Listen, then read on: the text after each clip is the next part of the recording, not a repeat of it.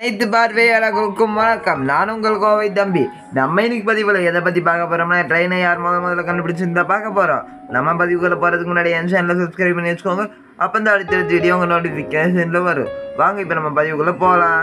இந்த ஃபோட்டோவில் தெரிகிற பிரிட்டிஷ் இன்ஜினியர் ரிச்சர்ட் ட்ரிவித்திக் என்பவர் தான் முதல்ல லோகோமோட்டிவ் ட்ரெயினை உருவாக்கியிருக்கிறாரு. இவர் எந்த வருஷம் உருவாக்குறாருன்னா, February 21, 1804 வேல்ஸுங்கிற இடத்துல இவர் முதல்ல இந்த ட்ரெயினை உருவாக்கி இருக்கிறார். அது மட்டும் இல்லாமல் எப்போ ட்ரெயின் இந்தியாவுக்கு முதல்ல வந்துச்சுன்னா, April 16, 1851 முதல்ல ட்ரெயின் இந்தியாவுக்கு வந்திருக்குது. அது 34 கிலோமீட்டர் பாம்பேலேருந்து தானே வரைக்கும் பயணம் செஞ்சுருக்குது.